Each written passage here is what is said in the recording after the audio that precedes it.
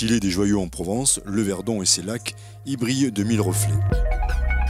C'est pour préserver et harmoniser son développement qu'Électricité de France a organisé le premier colloque « Le Verdon, une rivière, des hommes, un territoire » avec les principaux acteurs concernés par cet enjeu. Parce qu'on est un territoire où il y a une forte saisonnalité, surtout ici l'été, bien évidemment. Le Verdon accueille plus de 2 millions de touristes l'été au niveau du passage. Et on se rend compte que cette saisonnalité est de plus en plus raccourcie. D'où la nécessité de travailler ensemble pour essayer de travailler sur les ailes de saison, pour essayer de développer d'autres types d'activités. On le voit, c'est un peu le but de ce colloque, c'est les différents usages de l'eau. Donc on voit bien, l'eau c'est pour faire de l'hydroélectricité, c'est la consommation d'eau potable, l'irrigation, la protection contre les crues, c'est aussi les usages touristiques, entre les activités d'eau calme sur les lacs, les activités d'eau vive.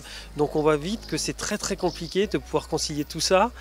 Et le but c'est de pouvoir aussi que ce type d'activité perdure, mais aussi de travailler sur, sur les ailes de saison et sur d'autres types d'activités.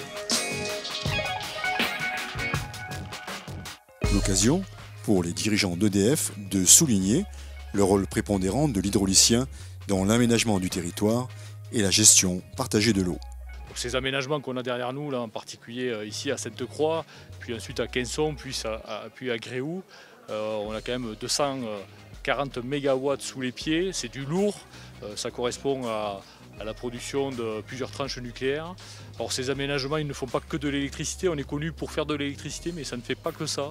On est aussi des pourvoyeurs en eau, on est aussi un grand aménageur du territoire, avec tout ce qui s'est passé autour de Sainte-Croix, ce qui se passe autour d'Esparon, de Quinson, mais aussi on pourrait remonter comme ça à Castillon notamment. Et puis la cerise sur le gâteau, c'est que c'est des aménagements, on dirait qu'ils ont été conçus pour ça, c'est pour le tourisme de masse, pour finalement toute la beauté et pour mettre en valeur cette Provence, cette Haute-Provence. Ça, on peut en être fier quand on est hydraulicien à EDF, parce que ça dure maintenant depuis 1970-1950.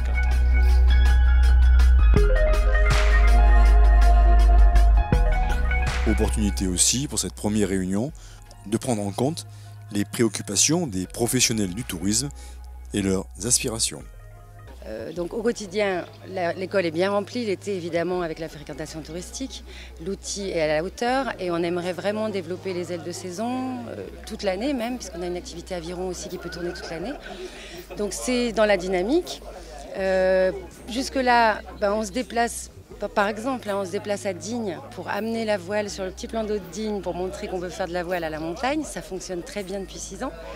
Et toutes ces démarches, c'est pour un jour se dire qu'on pourra enfin accueillir des enfants et des gens sur place. Bien sûr en saison, mais hors saison.